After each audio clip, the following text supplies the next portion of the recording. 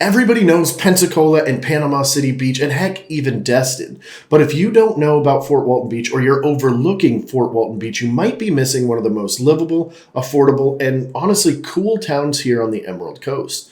Whether you're a beach lover or a military family moving down here, or heck, you're just looking for the chill vibe without the high price tag, then this video is for you. What is going on? My name is Andrew, or of course you can call me Mongo, and I've lived here on the Emerald Coast for quite a while, and over the last 11 years, I've been helping people move down here, or up here, depending on where you're currently at. In fact, I've helped over 1,200 families move to this area, and so this entire channel is here to basically give that knowledge to you so that you can figure out if the Emerald Coast is the right place for you.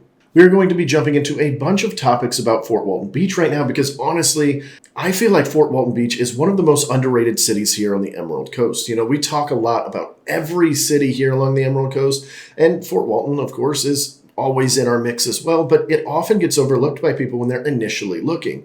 And I've got some great stories to tell you about folks that were looking in one area and ended up here in Fort Walton and why. So that's what we're going to discuss today. We're going to talk about the vibe of the city. We're going to talk about the community. We're going to talk about some of the things to do, even some of the secret beach spots, and why somebody would choose Fort Walton Beach over Destin or the other neighbor, Navarre. And of course, if you were considering moving here, definitely hit that subscribe button so that you don't miss out on any of the information that we're posting out so that you can make an informed decision. Let's start with the vibe of Fort Walton Beach. Whenever we are talking about moving to a new city or a subset of a city, if it's a larger city, the overall vibe is going to massively impact your overall lifestyle there on how you do your day-to-day stuff, what your weekends look like, what your downtime looks like, what your commutes look like, and so much more. And so I think this is the best place to start when we're talking about Fort Walton Beach. Fort Walton Beach has a completely different feel than some of its more flashy neighbors, like Destin, for instance. It's got this small town, real-life beach feel to it. Think military families, friendly locals, kids riding their bikes, people waving at each other in the neighborhoods. It's lived in, not just vacationed in. So what do I mean by it's lived in, not just vacationed in? Whenever you go to a place like Destin, 30A, Miramar, Sandestin, any of the flashier neighbors that I was mentioning earlier, it's more vacationed in than it is lived in, or at least it's more vacationed in than lived in. And Fort Walton Beach kind of feels like the opposite spectrum of that. Now, we do have a lot of vacation rentals out here, and we do have a little bit of that vibe here, but it's generally located on Okaloosa Island, which is the southeastern part of Fort Walton. And so a lot of that doesn't flow into Fort Walton Beach primary, if that's what we're going to call it. So not only is it the overall vibe in each individual neighborhood of kids riding their bikes and golf carts and waving and friendliness, but it's also the things that are happening in the city, like farmers markets and events in downtown Fort Walton. Just the overall feel for everything just feels more like we're here to live and not just here for a couple of weeks and then leaving. With its amazing location smack dab in the center of Eglin Air Force Base and Hurlburt Field, two very large Air Force bases, it injects a lot of military members into the community, which makes the community feel a little bit more stable. And maybe I'm biased on this because I'm prior military, but it makes the city feel a little bit safer. And then, of course, because of that, you're getting folks from all different walks of life, different parts of the country, different parts, heck, even the world sometimes. And so it's bringing a little bit of diversity to the city as well. And even though there are so many people from the bases that were transplanted here from different states, it still has an overall sense of locals' pride here in the area. And even though it's transient, meaning these military folks are moving in and out every 3 to 7 years, give or take, it doesn't always feel like that. Sure, once in a while, one of your neighbors is going to move away, heck, even one of them that you became friendly with, but it doesn't feel like it's happening all the time. There's so many different connections to be made here in Fort Walton Beach that, well, it just feels like everybody's a little bit more friendly and a little bit more open to bringing in the community, which kind of makes sense. A lot of these military folks are having to go off and go on trips and, leave their family back here. And so they're relying a little bit on that community. And I think that's what makes a community a little bit stronger. And sure, I mentioned the tourism. We do have that in the Okaloosa Island section, and we might get a little bit trickling here and there in Fort Walton, but it's not overrun with it. And that is one of the big things to take note of. All right, now that we got the overall vibe out of the way, let's move into the affordability of Fort Walton Beach, particularly when we're comparing it to some of its neighbors. In fact, this is where Fort Walton Beach really shines. Out of all the things we're talking about today, this is one of the things that is going to attract a lot of people to it. It's the overall affordability, especially when we're comparing it to Destin, 30A, Miramar, heck, even Navarre. At the end of the day, you're getting significantly more bang for your buck, which is great for first-time home buyers or really anybody looking for long-term value. So let's actually run through some of the numbers. We'll put them up here on the screen somewhere. The median home price for sale here in Fort Walton Beach, when I just looked a few minutes ago, and this is direct data, by the way. This is not from some random website. This is from the multiple listing service. I'm a real estate professional first, so I do have access to real-time data. So that's why sometimes you'll watch us and I'll say, hey, median price is $379. In the next video, you'll see $381. It's because I'm giving you guys real-time numbers. So as of right now, it's sitting at a median home price of $381,000 here in Fort Walton Beach. Now let's compare that to Destin at $552,000 and Miramar Beach at $702,000. And then of course we can even go a little bit further east into 30A where it hovers between 1.1 and 1.6 million, just depending on which side of 30A you're looking in. So considerably more affordable than the neighbors to its east. And then on top of that, it's not just the median price that we need to look at. It's let's look at what that median price, the under $400,000 gets you. Single family homes and condos and townhomes. It's one of the cool things about Fort Walton Beach is you're not limited or it's not overrun by a certain type. We've got certain cities in our area where, hey, it's almost all single family homes, right? And not a lot of condos. Or you get into Destin, 30A, Miramar, Sandestin, the resort areas, and it's more condos than everything else. This has a healthy mix of both. And the under $400,000 price point in both the categories of single family homes and condos, you have well over 100 choices at any given time, again, as of this morning when I looked at it. Now, of course, the market will dip and change and, inventory will come and go. So that may change over time. But as we're sitting right here in the almost middle of 2025, that's where we're sitting at. And you want to know the crazy part about this is when we're looking at affordability, it's not just that number underneath 400,000 giving you all these options. It's what is the low bar to kind of step into it. And it's not uncommon to find homes in the low 200s. In fact, when I just did a search this morning, there was several properties underneath $200,000 for single family homes for sale. Now, those are the exception, not the norm. So, be careful. And they weren't that far underneath 200,000. In fact, little secret, they were at like 199 and 198. There was like 3 or 4 of them. But the point is the low 200s is where we're kind of starting in the single family realm. And then we go into condos and it's even more affordable. You can start getting into some of these condos at $99,000. Now, the quality that you're getting at a $99,000 condo versus a $300,000 condo is obviously going to be way different, but I like to give you guys a good idea on kind of where it starts in case you're looking at it and you're going, well, they keep talking about median price at $381, but my budget's $300 or $250. Will I be able to go there? Well, yeah, absolutely. And I fully understand that when we're talking about a move, a lot of people are not going to want to purchase right away. Maybe you'll want to come here and rent and then sort of learn the area or however you want to do it. And I generally don't suggest that just because equity gain over time, it's a lot of money lost. But if that's the thing for you, that I completely get it. So let's go over some of the rental numbers. Right here in Fort Walton Beach, as of right now, we're sitting at $1,825 per month for an average rental, which will be about a 3-bed, 2-bath, or 3-bed, 1.5 bath in most cases. Some of them will be a little bit more, of course. Then, of course, just like the sale prices, that'll vary. You can definitely find something at $1,700, and you can definitely find things at $3,000. It really just kind of depends on what you're looking for. So let's take that $1,825 figure and compare that same rental number in Destin, where the median rent there right now is $2,800. And then we go a little bit further east into 30A, and it's $5,100. Now, keep in mind, those are $1 million properties that are out at 30A, but I do like to show that scope. For some of y'all watching this, you're in a more rural area, or maybe the rents are a little bit lower, and you're hearing these numbers go, whew, rental prices, sale prices, these all seem a little bit high. Heck, even when we look at Navarre, the median price point for rentals out there is $2,100, so about $300 more than they are here. Depending on where you guys are at in the country, these numbers may be shocking to you. You might be in a more rural area going, holy cow, that seems expensive. But I bet a large chunk of you guys are going to look at this and go, hey, that's super comparable to where I am right now. Or heck, it's even cheaper. And the crazy part is we've got that beautiful beach and all of the great stuff you know the Emerald Coast to have. Now, we're going to pivot into our next section, but if you are curious on what the housing looks like out here and you want to get a full list to include some off-market properties, just go ahead and shoot us a message or you can comment down below. But I would prefer you guys just reach out to us directly because if you comment, we're going to have to go back and forth. I'm going to try to get your email so I can send this stuff to you, etc. You get the point. But just reach out to us and we can get you a list of those homes and including the off markets and some of the ones that we currently have on the books kind of going forward. Now let's go ahead and pivot into some of the lifestyle perks and some of the hidden lifestyle perks as well. Here is where Fort Walton Beach really, really surprised me. From when I moved here back in 2005, 2006, I can never remember the exact year that I moved down here. I want to say it's 2006.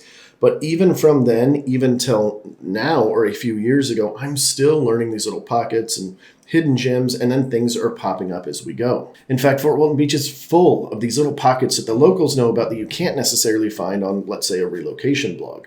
If you've been watching our channel for a while, some of this is going to sound familiar because we try to lay everything out there for you within reason. So first and foremost, so many people want to move here for what's the reason? What's the big reason? The beaches, right? Like you see these beautiful beaches, that nice graphite that comes from the Himalayan mountains 250,000 years ago. It's crushed, it's white, it's beautiful, it's soft, it doesn't get super hot. You can walk barefoot on it, and then you get into the water. Like we're not even in the water yet, and all of this sounds great.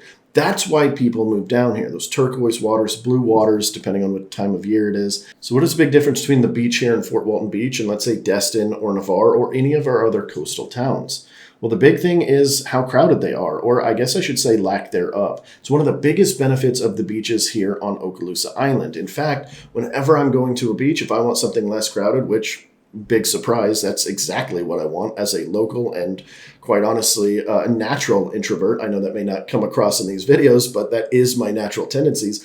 I generally want to be a little bit further away from people. When that's the case, I'm going to Okaloosa Island. When I'm just trying to hit the beach very quickly, what have you, I might go to Navarre because it's about 3 minutes quicker to get to, which is a silly reason to choose that one over Fort Walton. But that's one of the big perks of the Fort Walton Beach over some of our neighboring cities. When you go into Destin, 30A, Miramar, Sandestin, any of the resorts, any of those, there's just seats lined up, those beach chairs, the beach service that the condos put out for everybody, or that maybe an individual might put out and, try to make some money on or what have you. They're 3 or 4 layers deep. Whereas here in Fort Walton, we do have 1 or 2 condos that might go to 3 layers deep in the heat of the most touristy time of the year. But for the most part, it's 1 to 2 layers deep, and there's a ton of extra room for everybody else to go into. And then this way, you can enjoy the beach without having all of the crowd all around you, without having the kids throwing the football, kicking up sand everywhere. Without any of that, you can take a little bit of time, take a little bit of peace, put your umbrella up, grab your book, grab your delicious brewski or whatever you're having to drink out there, and enjoying the beach the way it's intended. And of course, the ease of access to the beaches in Fort Walton are very, very good. When you go into some of the other coastal cities, it's hard to get into some of the public beach parking spots, particularly in the 30A, Santa Rosa Beach, Miramar area. Good luck finding, especially in prime season, good luck finding a spot to park at. Now, in prime season, even Fort Walton Beach can sometimes have this, but because we have 7 primary beach accesses on one side of the island, then we have some of the larger beach accesses like the pier and Beasley State Park and things like that. You have a buttload of options within like a mile and a half of each other. So if you're not finding, or the beach access point you like to go to is packed, you just go to the next one. And I'll tell you this, beach access 5 and 6 are probably the better ones on the island. At least those are the ones I sneak off to. But it's not just the beaches. Fort Walton Beach also has access to a few sandbars that are really stinking cool. A lot of people know about Crab Island, which is located right between Fort Walton and Destin. I would call that a Destin asset. But we also have similar things on the Fort Walton side that are way lesser known, such as Spectre Island. Now, Spectre Island has a sandbar portion to it, just like that's what Crab Island is, sandbar, meaning the island's just a little bit under the water, so you can kind of walk around at like 2, 3, 4 feet. We have that in Fort Walton as well. It's just not as known. So those same sandbar parties that you see out at Crab Island, we have here in Fort Walton as well. Of course, the cool thing with this is you can easily kayak to it, stand-up paddleboard to it, and it's a little bit safer than trying to do it out at Crab Island. I definitely don't suggest you go out to Crab Island on a stand-up paddleboard or a kayak unless you're near one of the piers that can get to it very quickly so that you don't have to worry about all the boat traffic. But in Fort Walton, you can get to Spectre Island and some of the other cool little sandbars I'm not going to mention in this video pretty quickly and pretty safely. It's still a little dangerous, so be careful. People are in boats. Sometimes they're drinking when they may not should be or what have you. So be safe out there. Moving on to some of the other lifestyle perks, we've got food trucks. This food truck scene in Fort Walton Beach has been blowing up. It kind of started with a few here and there. We had an amazing taco truck for a little bit. We had a Cheese's, which was a grilled cheese place. Cheese's, right? That's kind of funny. So even though Cheese's food truck isn't around anymore, we do have a bunch of others, and it's been spreading like crazy here in Fort Walton. In fact, we've got several locations with just a bunch of food trucks in one area, as well as a bunch of other hidden food trucks. I say hidden, they're not hidden, they're out there in the open, but I mean, they're just popping up in front of random businesses, in front of other areas, in their own little sections and stuff. So it's really, really cool. I can't even keep up with all the food trucks that have been coming up.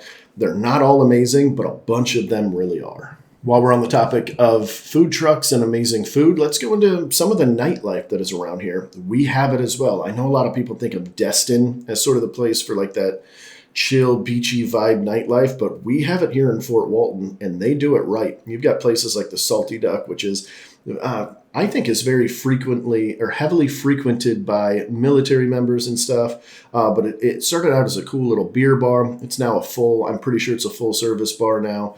But it's got like cornhole inside of it. They've got a little jukebox thing, big old screens, and the vibe there is really where it's at. Just a really cool vibe, great bartenders, just an overall good time.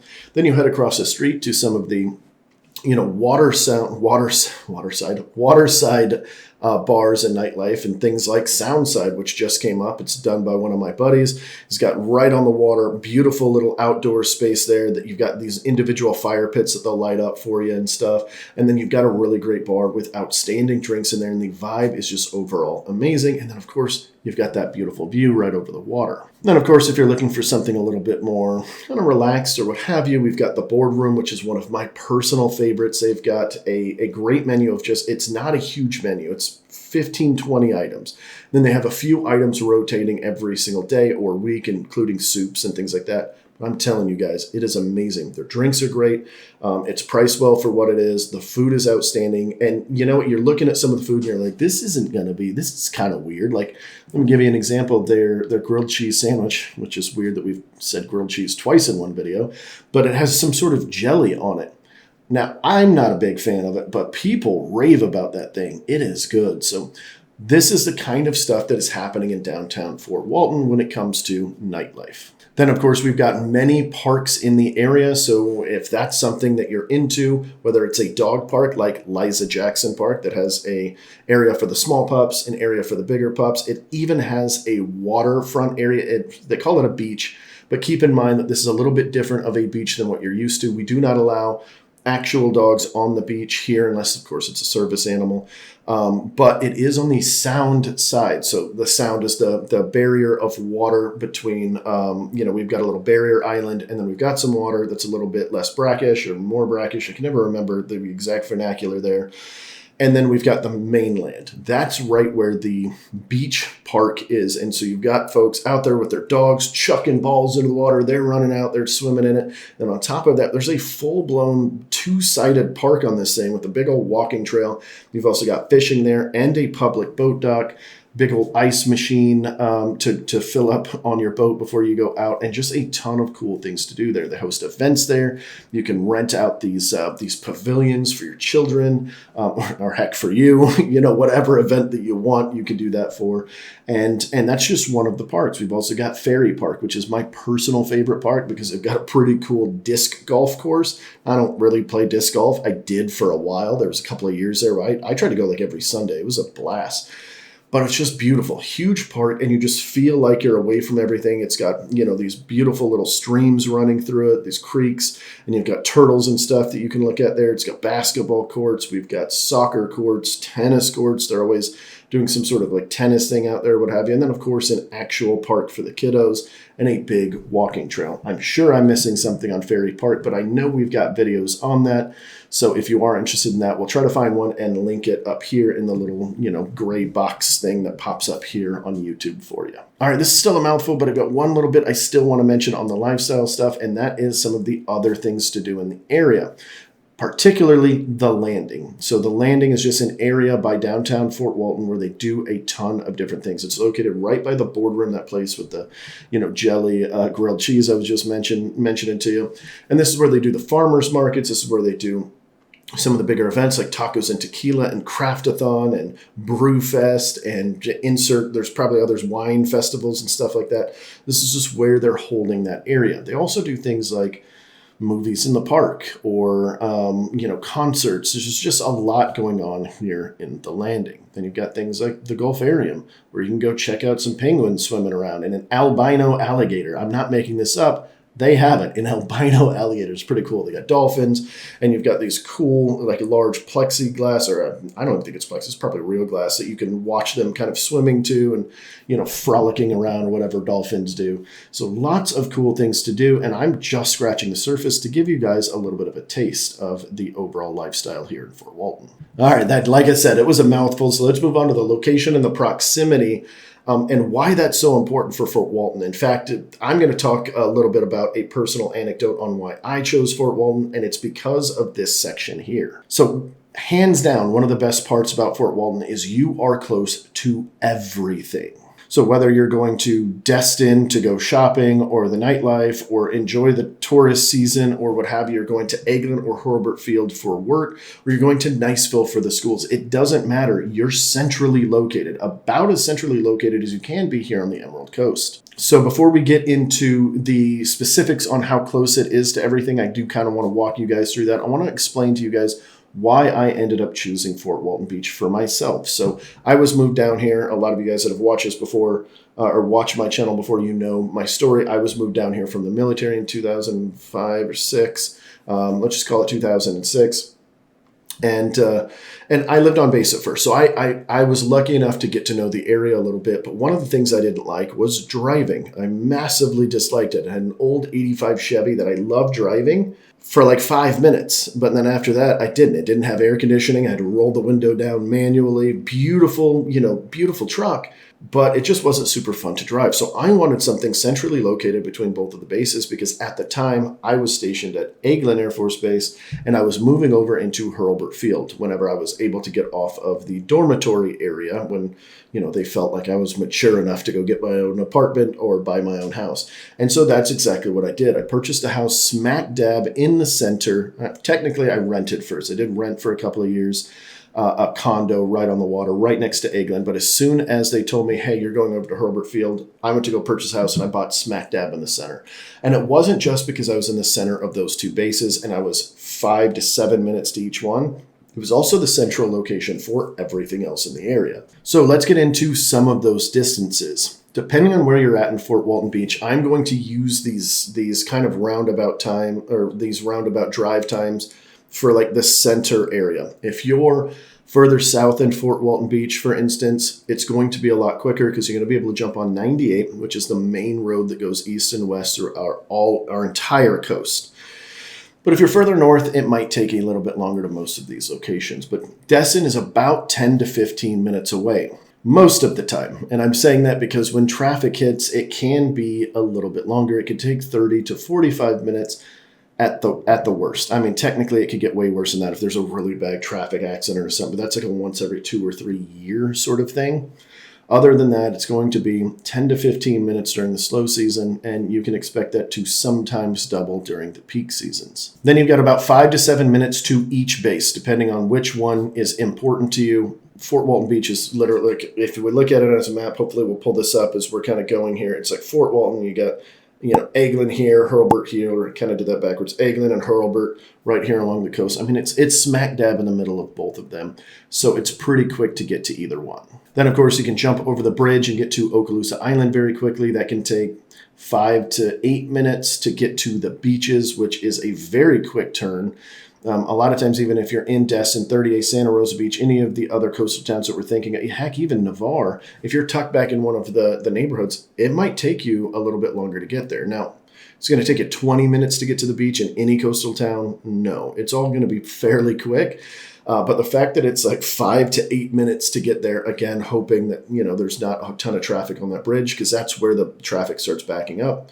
It's 5 to 8 minutes, you're at the beach, you're good to go. Then, of course, for those of you that are frequent flyers or just like to be near an airport, the Valparaiso Airport, or VPS, they actually call it the Destin Fort Walton Beach Airport, which I've always found so funny because it's technically located right on the outskirts of Niceville and Valparaiso, which is why it's called VPS.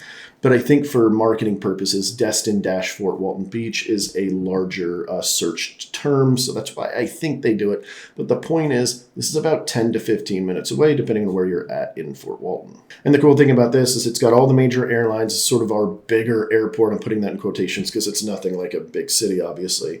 But this is where most of the traffic goes in and out. Destin's got an airport too, but it's for very specialized sort of aircraft and flights. Whereas Fort Walton, that's where you're going to find your Southwest, American, United, Delta, all of the big ones. But you're also going to find some of the kind of cooler airlines that have been popping up, or I don't know if cooler is the right word, but like Allegiant, and I don't think Spirit is out there, but I'm sure they will be if they're not already. And Allegiant's really cool because it's one-time flights or zero nonstop flights is what I'm trying to think of.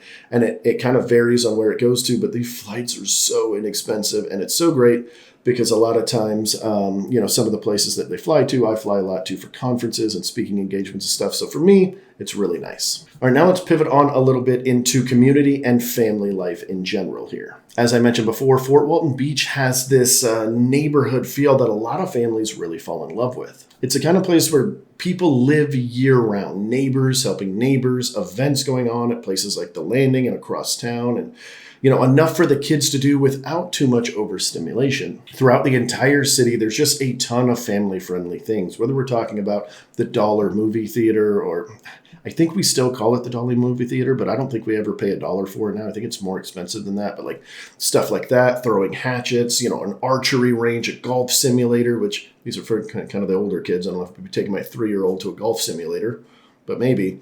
But you've also got Surge, which is like this, the trampoline bounce place with, obstacles and foam pits and things like that.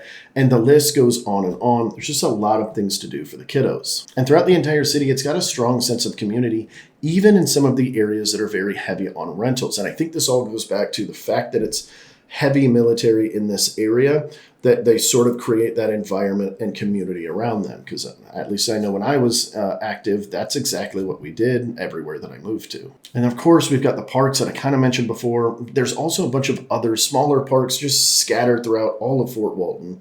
The schools are rated very well, and they've got great after-school activities as well. And one of the better parts for those of you with younger children, the childcare here in Fort Walton seems considerably more affordable than it does in some of the other cities nearby. All right, now, real talk. Not every city is great for everyone. There's a lot of cool things that I said here that you might really love, but this city is not for everybody. So let's talk about who this is not for. If you are looking for the kind of city that is Instagram picture worthy, meaning it's like Seaside in 30A. For those of you that don't know what that is, Seaside is the same place that they shot The Truman Show.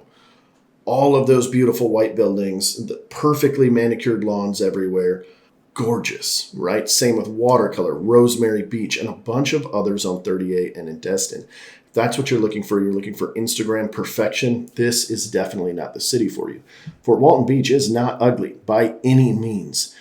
It's just not going to be an Instagram photo on every single corner like it might be over in the 30A area. And on the same note, if you're craving luxury shopping and resorts and resort style living, then probably going into Destin, or realistically Miramar and Sandestin, is going to be a better fit for you than Fort Walton Beach. Also, anybody that might be a little bit worried about being in a coastal town for hurricanes or for rising water, floods as we call it, most of Fort Walton is not in a flood zone. There are definitely areas that touch a flood zone or are near a flood zone, but a good chunk of it is not. But it is a coastal town at the end of the day, so there is a little bit of risk with that, mainly the hurricanes, not so much with the flooding. If you're not in a flood zone, the chances are low, but not completely gone. Like, there is still a possibility you could flood. But with hurricanes, for instance, and you could flood from a hurricane. So when I am talking about floods, by the way, I'm doing this as kind of a real estate sense or real estate term, meaning flood and what you need flood insurance for, or you could get flood insurance for, which, by the way, most people do not need, is from rising water. It rained too much and it rose. If your home floods from a hurricane ripping off the roof and bringing in a ton of water, then that's different. That's hurricane insurance. That comes standard with all homeowners insurance. So I just want to kind of get that out of the way here. But some areas of Fort Walton Beach do flood. And at the end of the day, it is a coastal town. So if hurricanes just terrify you to your core, first I would invite you to call us and have a conversation with us, because I'm telling you, not near as scary as most people might think.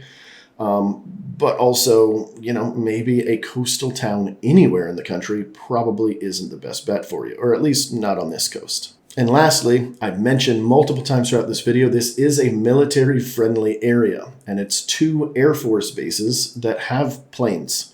And so that means there's lots of flyovers, there's lots of planes in the area. So if you do not want to hear planes at all, it's just not for you, then this isn't for you. Fort Walton is definitely not for you. Go to one of our neighboring cities. Navarre is going to be out of the question as well, because they've got a bunch of the ranges that they practice on are out there.